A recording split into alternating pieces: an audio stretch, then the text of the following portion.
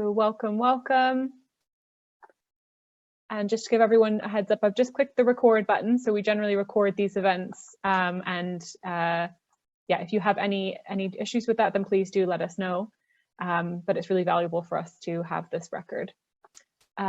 So I'm expecting that we will have a few more attendees join us, but I suggest that in the meantime, I'll start discussing the purpose of this event and run through some ground rules before handing over to our guest speaker today, who is a colleague of mine, actually, Şükran from IPUD, which is the Good Cotton Practices Association, who are a strategic partner of the Better Cotton Initiative, who I represent. So my name is Haley Morgan. I work for the Better Cotton Initiative, and I'm also a member of the Women in Cotton Working Group. And I'm delighted to welcome you all today to this Women in Action event. So the purpose of these events is to shine a spotlight on the interesting work that many women in our industry do, and to also provide opportunities for people to learn about aspects of the industry that you might not be aware of. So that could be learning about cotton production in a certain country or a certain sector. Yeah, and we just hope that this is interesting and inspirational for all of you and gives you insights into something that you might not have been aware of before. The purpose as well is to highlight individuals, personal stories and motivations as well. So the format of today's meeting will be a presentation, and then we will have a Q&A session. So please do share your questions using the chat function if you prefer, if something comes to mind during the presentation, or you can raise your hand and use that function during the Q&A at the end. So we will take time for questions and some conversation. And then before I hand over, I will just run through a couple rules that we generally like to share about these events. So firstly, just to be kind to yourself and others, and to aim to be the best version of yourself while participating and participating in discussion. Be thoughtful, responsible, and bring a positive energy. Listen to learn with openness and curiosity, and also remember to mute yourself when you're not talking. If we then have a discussion where you're wanting to share a specific example or a story, please do focus on positive outcomes and use generic descriptions without naming names. Be prepared to put things together in new and imaginative ways. And acknowledge that women can and should make a difference to everyone's life at work. So these are some rules that we often share in some of our all of our events. And yes, I think it's really great to keep all of these things in mind. So with that, I'm going to pass over to our speaker, who I'm really excited to hear from. As much as we've worked together for a number of years, I've actually never heard her story in this way. So I'm really delighted that she's joined us today. So I'm going to stop sharing my slides. Over to you, Şükran. Thank you. It is really nice to see everybody's face. My name is Şükran, and I will do a little presentation, actually, just to lay a ground for us to discuss further, or to give a little bit of hint for questions and answers. So I'll share my screen.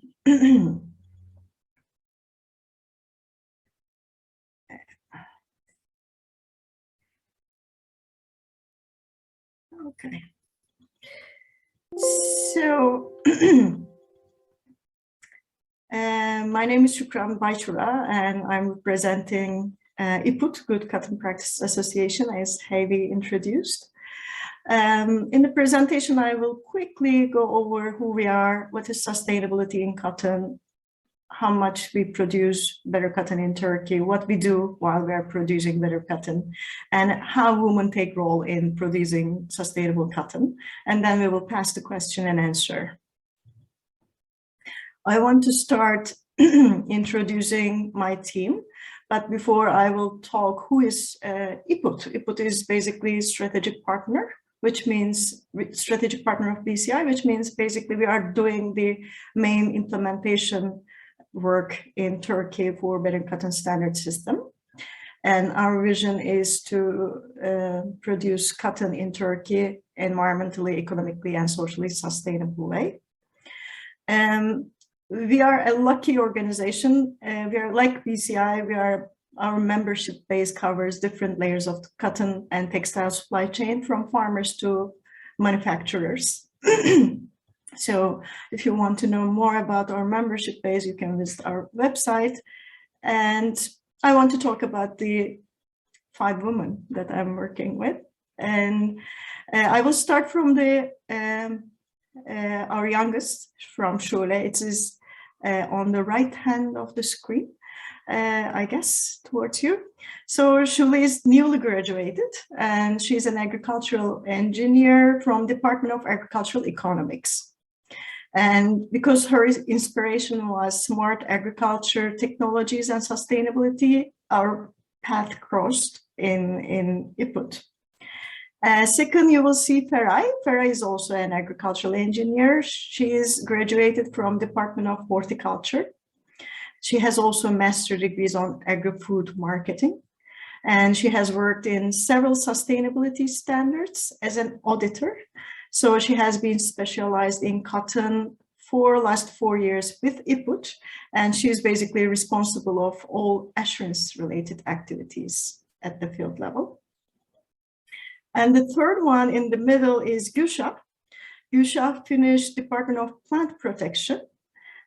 She's an agricultural engineer as well, worked over 20 years in cotton, so she's pretty experienced in cotton. She has worked at several stages of cotton production. And now in IPUD, her responsibility is basically capacity building. So she's working directly with farmers and our agricultural engineers at the field to increase their capacity. And Derya, just beside me, is her graduation is Master of Business Administration. And her cotton journey also started with IPUD 3 years ago. Her focus in IPUD is to improve IPUD's processes from financial to policy level. And I studied political science and then NGO management masters I have, and I worked in several NGOs abroad and in Turkey.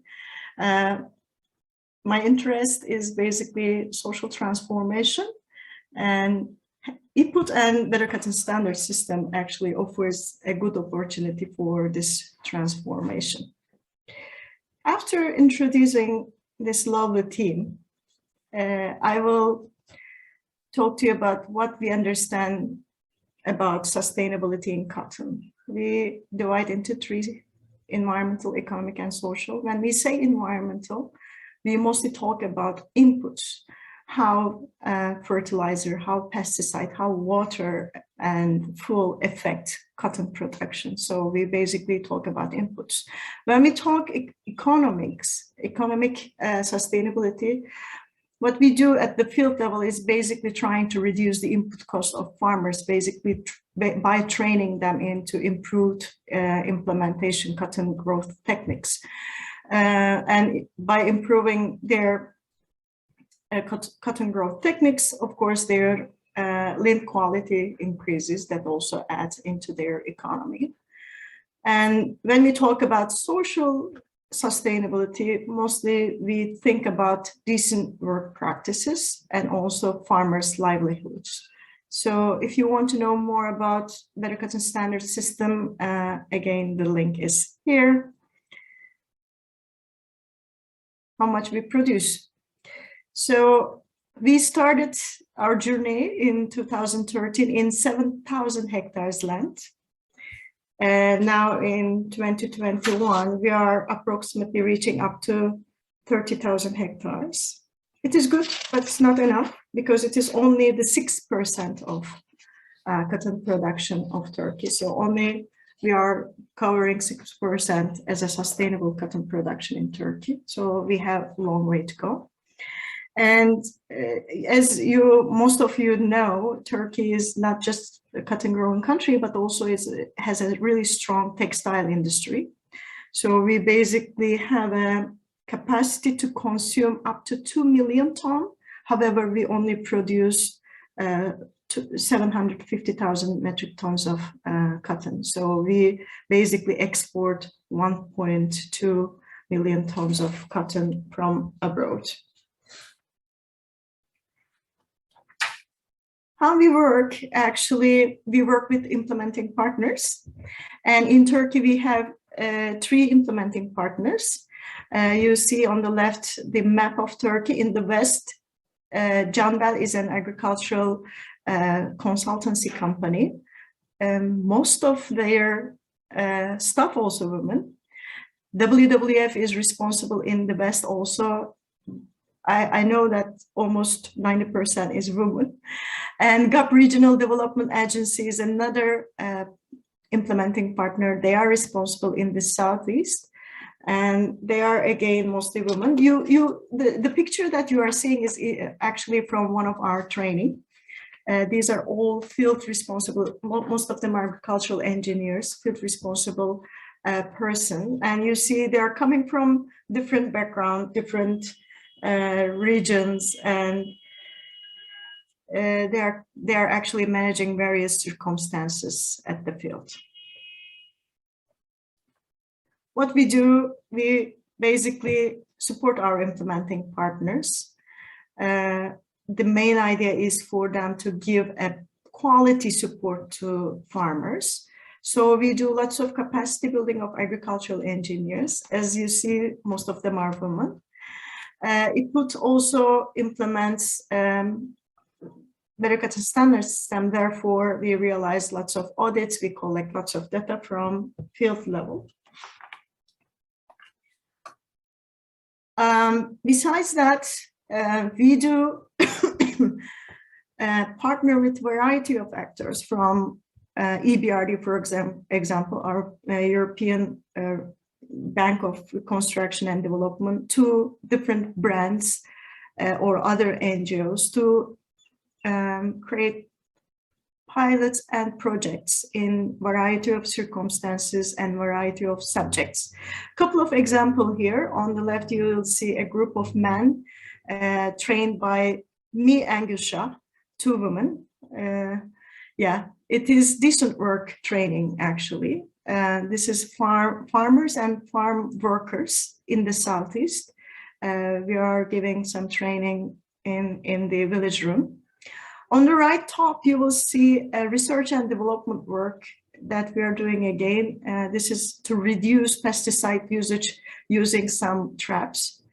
And at the below, if I remember correctly, you will see that we are training women workers on reproductive health. So we are working on a variety of subjects, from research to decent work, variety of regions. And actually, I'm happy to bring one of our implementing partners, agricultural engineer. She's Gülan. She's based in Diyarbakır in the southeast. She works in Urfa and Diyarbakır. So she has a little testimonials. I hope you will be able to hear her voice. Please let me know if you can't. I start this short video. Herkese merhabalar. Ben Gülan Oflas, 30 yaşındayım. Evliyim ve 3 çocuk annesiyim. Ziraat mühendisiyim. Özellikle pamuk üretiminde çalışmamın nedeni hem Türkiye'de en çok pamuk üretiminin yapıldığı Şanlıurfa'da yaşıyor olmak, hem de insan iş gücünün ön planda olduğu pamuk üretiminde özellikle kadınların bu insan iş gücünün çoğunluğunu oluşturması ve sürdürülebilir tarım, pamuk tarımında insan hayatına, doğal dengeyi bozmadan insana yakın iş koşullarında pamuk tarımı yapmak hususunda ben de bir şeyler geliştirebilirim, iyileştirebilirim dedikten sonra başladı.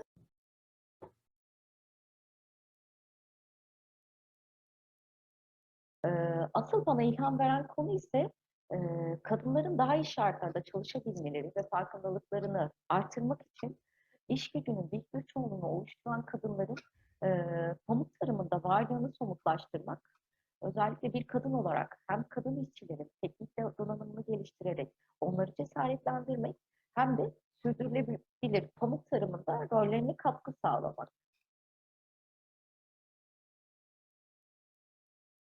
TİSE'nin temel kriterlerine bağlı kalarak aslında sürdürülebilir pamuk tarımının yapılması ve pamuk tarımı yapılan alanların alanlarda çalışan tüm işçilerin yanında kadın işçilerin çalışma koşullarının iyileştirilerek refah düzeyinin artırılması.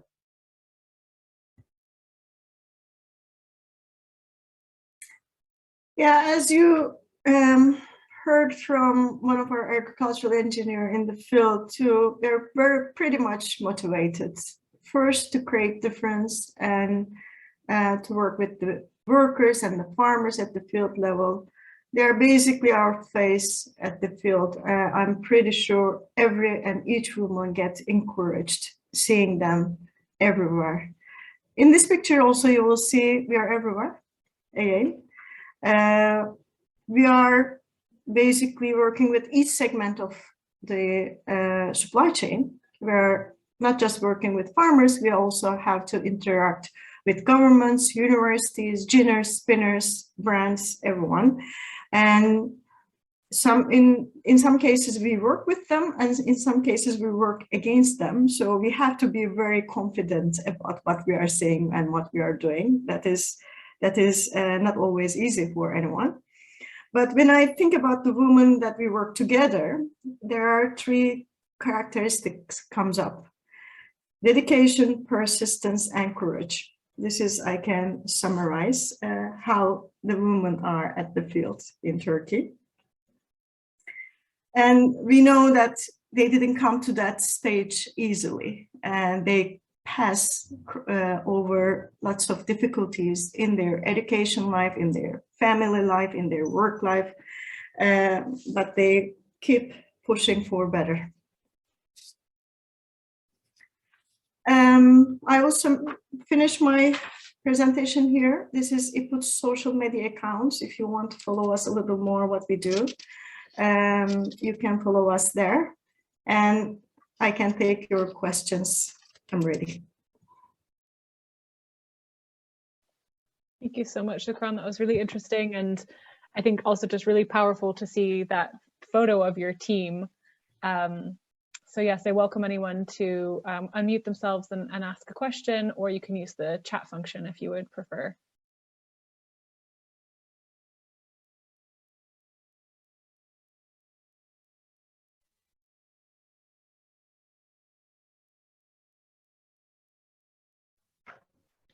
Hi, Şükran. Hi.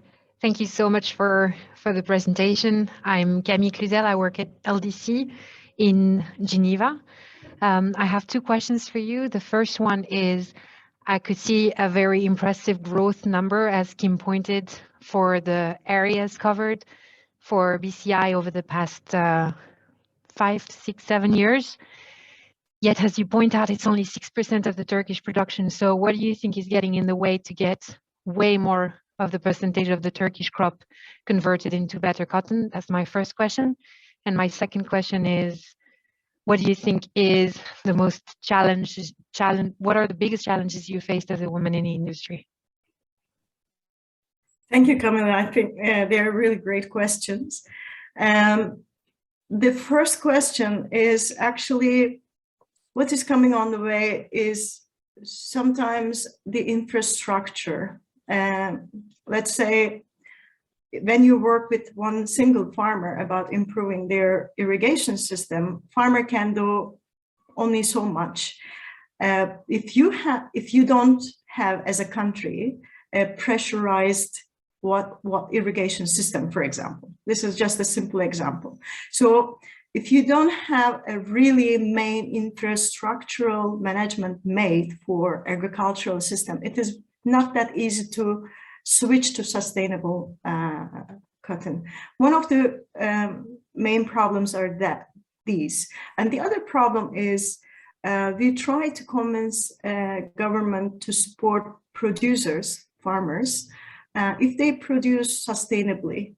Because if they receive government support to switch their behavior, that works. However, it doesn't work without government support, just because, as you see, Turkish cotton produced, every single Turkish cotton produced is sold easily because the industry needs it very, very widely. So therefore, farmers think that, why do I change my behavior? even though we talk about the benefit of sustainable cotton growth for the nature, for the environment, and for their economy, that is not a quick switch, quick reason for them to switch. The better reasoning is if we show them that government is actually behind them to support their production turning into sustainable production, then it might be quicker. The other reason is actually to try to find capable partners at the ground to actually support farmers. As you saw, we have only 3 implementing partners. And every time that we add one more implementing partner, the number grows incredibly. So for example, in 2020, we included GAP Regional Development Agency, and it doubled our amount. So we need really a good implementing partners at the field level who has already capacity to work with the farmers, has already financial capacity also to support them with the trainings, with the pilots, and etc. So that is another thing. While I'm answering your first question, of course, I forgot the second one. Well, that was already very interesting on the first question. Thanks. I suppose what you're saying is government subsidies is number one, and it should be directed towards having more local implementation partner, because on an economic level, it seems like BCI is getting a lot of traction amongst retailers, and with the proximity of Turkey to Europe and having brands that are much more concerned about this, hopefully that's going to be pushed towards the value chain, and they're going to see the economic value in doing so as well. The second question was about being a woman in this industry, and you showed a very, very speaking photo of you providing a training in the local village, that you said it was just a room full of men. Have you got any insight to share on the challenges of being a woman in this industry? It is not specific to industry, Camille. It is specific to, every industry. I mean, we got used to it. I had to deal with being only woman in the room at the university. I had to deal with that, when, for example, in my previous jobs, I worked in smaller villages in Turkey, and I had to convince local government offices on changing their behaviors. So I'm very used to. My personal experience is my personal behavior is very based on fighting. So I kind of take pleasure of being the only woman in the room to fight with several men. So it is more personality. However, I'm also taking lots of inspiration from my team. When you have a knowledge, when you're confident, it is not that difficult, actually, at least in Turkey. In some other countries, it might be even more difficult. But in Turkey, if you have a technical knowledge, proving yourself is not that difficult, especially if you're confident. When we set up IPUD first time, Gülşah my colleague was with me in the first years, and watching her, because her experience, 20 years of experience in cotton, she knows everything about the cotton, whatever they ask, she can answer. We went to Southeast, and she didn't go there before to work in cotton, but we went there and we were in the field and farmers were asking questions. She was like answering every question at any time. And she was, not looking like, just fragile person. She was at the field with her boots and her cigarette in her hand, and a little bit of confidence really helped. That's wonderful, and maybe I can build on that a little bit, because I've noticed. First, let me applaud your team. I'm Kim Hanna, Trans Global Inspections, and on the ICA board, and I do applaud this team. It's an amazing bunch of ladies that are together. And aside from the expertise and the experience that they bring, I really find that I love that you mentioned that it also takes the dedication, persistence, and courage to weigh out this delicate balance that you have in the positions of working with NGOs.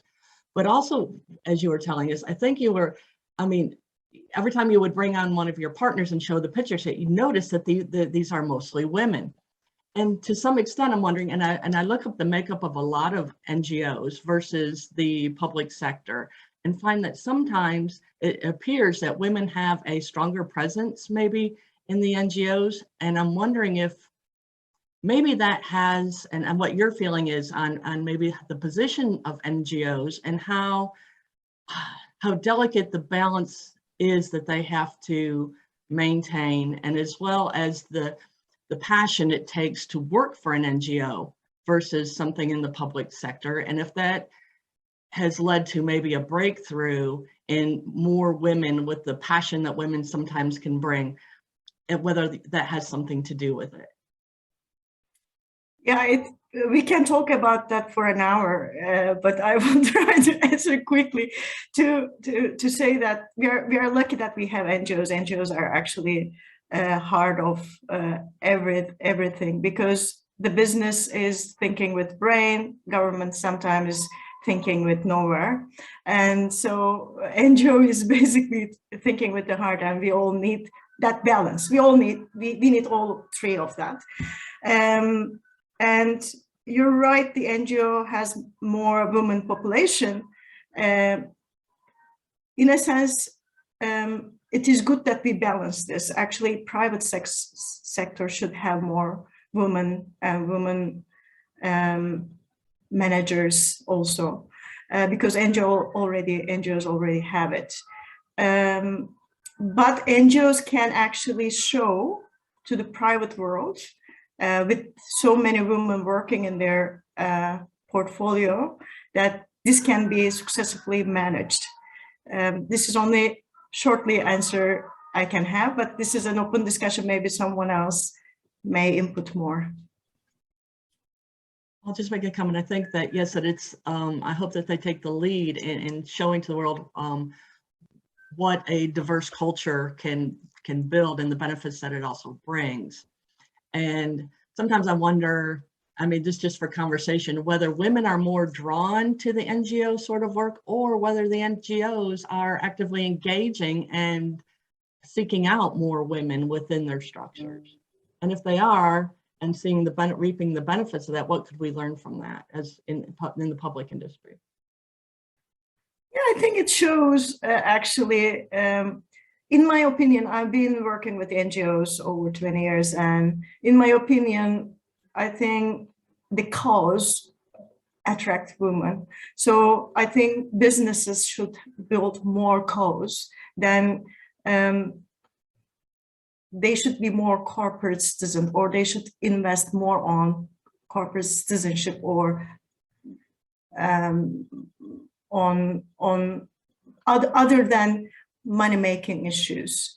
Then they may actually draw more women, I think. There are some questions in the chat box, I guess.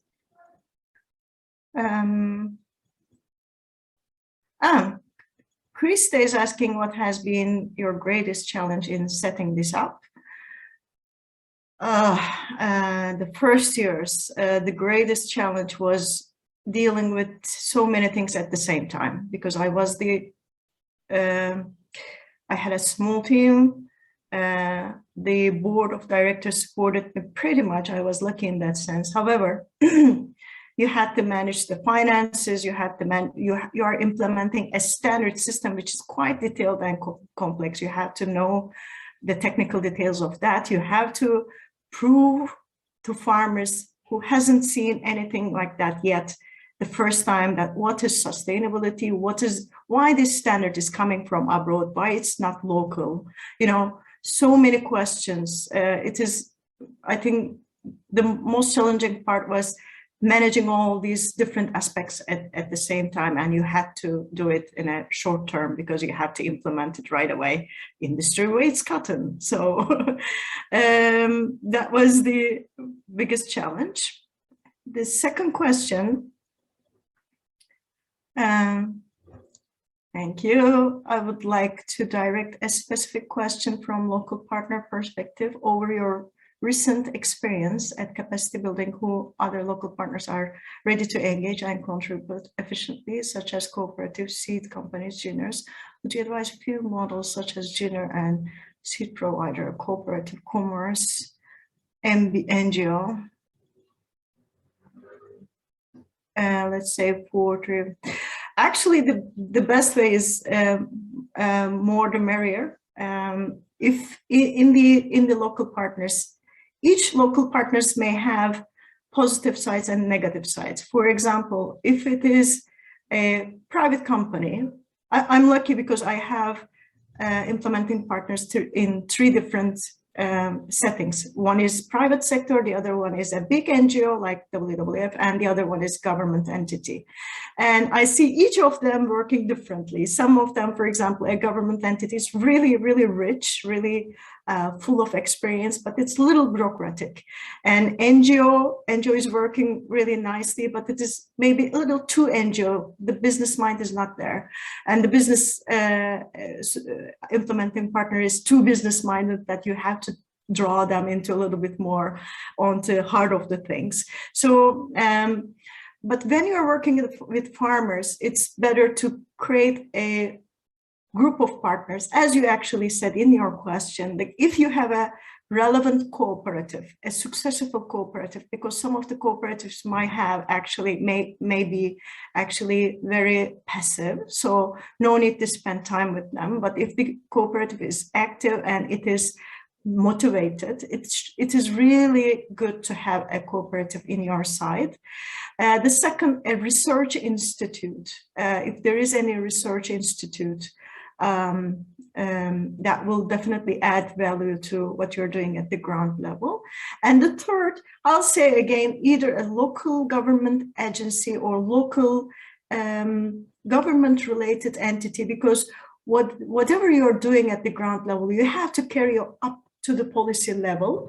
Then that local government agency will actually help you to carry that issue to a higher level, and they know the way. They will support you on that. And supply chain is critical, depending on this, because in the past we tried to work with the supply chain as a partner too. It has positive and negative sides, and in our case, it didn't work. So it may work in different countries, and Better Cotton Standard System is implemented in 23 countries, and they have different experiences. For example, in several countries, I think one of them is Pakistan, they involve supply chain a little more, or I think it was China also, they involve more supply chain. So it depends on the circumstances. I hope I was able to answer your question. I'm passing to the next.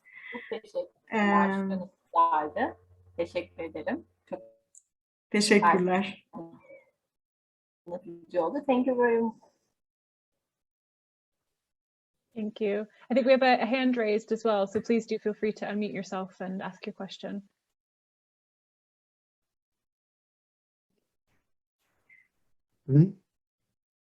Good afternoon from Greece.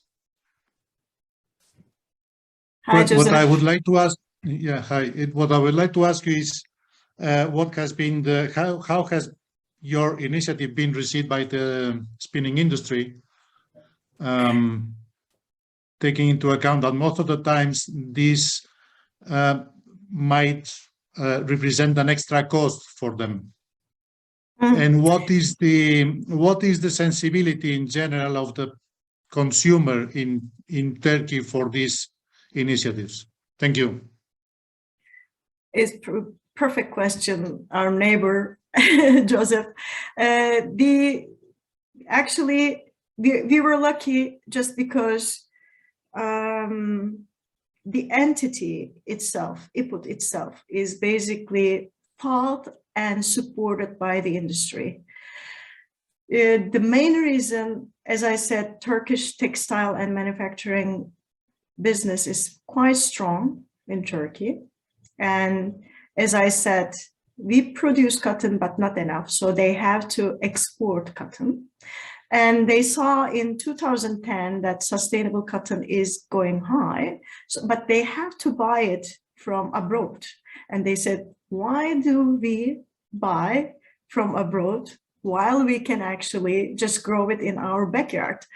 Then they initiated this discussion. Actually, the industry initiated the foundation of the association. Then industry went to BCI and they start talking, and BCI said, yeah, okay, you're a nice country, but is it really worth to come to Turkey and open a new office as a BCI office in Turkey? They look at the numbers, it's not worth it. It is not like in India. So they're right. So, but what they said that if you, with this initiative, industry initiative, if you can create an entity or who can actually manage all this standard system, we will be supporting you. Then the industry had talked with several NGOs, lawyers, and several umbrella entities to see what is the best solution. Then they decided is to actually build a new entity because they saw actually it's a niche. There is no sustainable growth supporting NGO in Turkey. So basically they supported the creation of the NGO. So the main reason is actually the need of the industry. I hope it was clear. Great. I think we have time for 1 to 2 more questions, if there are any from the audience.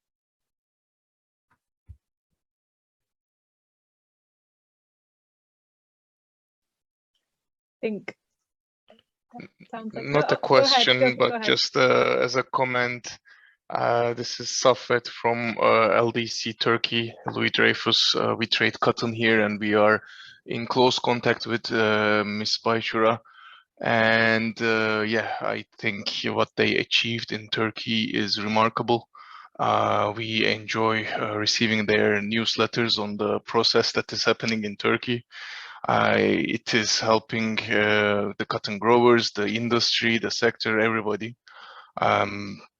Recently, I just, as a remark, there is still some, I think, market share that is being taken by organic cotton from BCI. Maybe it's attracting a bit more demand right now globally. So it's just more technicality apart from being like, apart from this subject here.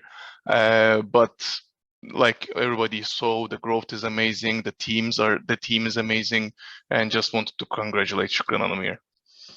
That's all from my side. Teşekkürler Safet Bey. Thank you, Safet. So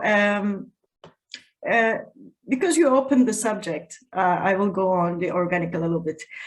How we look at it in growing organic in Turkey, we are happy actually it is, you know, moving. What we say always, this is I'm saying out loud to the industry from here, this is the message to industry, that you should take into account. If you want to transform things, it takes time. So you cannot transform a cotton field from 1 year to 2nd year like this. There are so many issues that you have to solve. So, and usually in the countries cotton grow, farmers are not supported enough. So you have to know that also this takes time to how to support the farmer, how to move the government to support the farmer, and etc. So we take this as the organic growing in Turkey as an opportunity actually, because they were able to somehow attract the attention of governments, the Ministry of Agriculture. And now Ministry of Agriculture is investing a little bit on organic. While they're investing in organic, they started to see actually the challenges in organic and in sustainable cotton growth. They approached to us. Normally we go and we back them, but this time they approached to us to see how we can actually manage a little mid-ground. So every single demand, every single move actually helped us. So we take that as an opportunity. Thank you also, Safet, that remind me to talk about the organic. Those are really, yeah, those are great conclusions, Şükran. And I think yeah, I think any effort that we see that's, you know, towards making our industry more sustainable, we just have to support each other and applaud it, rather than seeing each other as competition. So yeah, I hope that we can continue that spirit, and maybe we can continue this conversation in future events as well. Which, speaking of, let me just reshare my slides so that I can point you all to what's happening next. We This have initiative. some time. I would like to ask one other thing to Şükran. Sure, yes, we have time for one more question. I wonder, what is the situation in Turkey? I mean, the governmental projects on regenerative cotton. Are there any upcoming or recent projects running through government end? On regenerative agriculture, Ale? Yeah, Şükran, yes, please. Okay.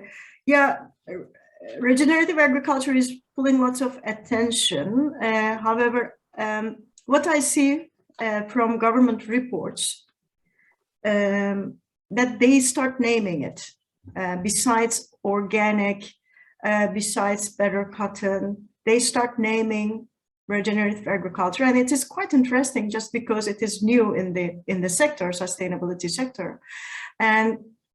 But I know that they haven't started doing anything yet in terms of investment, in terms of project. They don't do anything yet, but they're closely watching what's going on. And they're actually taking lots of information from abroad. So even a movement there also probably will support, in general, sustainable cotton growth. So do you also confirm that through to development agencies, kalkınma ajansları, there is also no recent projects on or investments on regenerative agriculture, right? You're definitely right. We have great entities like development agencies. I've been approaching them for better cotton, for them to support better cotton, actually. The challenge there is development agencies are set with the mission mostly to support industry rather than agriculture. So their agricultural supporting schemes are either too small or not worth to spend time. But after Green Deal in European Union, I'm pretty sure that their mandates and their mission will be towards more into agriculture, and we should definitely keep following them up closely and pushing them also up for investing into agriculture as well. So I see an opportunity there too. We should push them a little more often. Because development agencies sound the very right point from the governmental end to focus on this subject. That's why I asked, and thank you very much. You're welcome. Thank you so much for such great questions, everyone, and fantastic answers, Şükran. And this is actually a good segue as well. We also have Fabiana on the line, who within her work, she actually supports the Regenerative Agriculture Initiative, and that we have, pending, that could be a topic for a future discussion. So it's fantastic. There is so much interest in sustainability in this event today. But to plug the next event that we do have scheduled, our next Chat for Change is scheduled for the 13th of April, and it's all about the negotiation gap. And if you'd like to register for this event or learn more or keep in the loop about future events, then please do sign up for our newsletter, join the Women in Cotton LinkedIn group and Facebook group. And there's a new chat function on the ICA app for this work as well. So we'd love to keep up the conversation. And also, if you ever have any ideas for future events or future women to spotlight in the Women in Action series, then feel free to reach out to us. We would welcome your input. So with that, I think we're at time. So just a sincere thank you to everyone for joining, and an extra special thank you to Şükran for joining us today and sharing her story. And see you next time, and bring a friend along. Thanks, everyone. Thanks very much. You. Thank you very much. Very nice presentation. Thank you. Thank you, Şükran. It was delightful to hear from you today. Thank you, everyone, for joining at this time. Bye now. Bye. Ellie.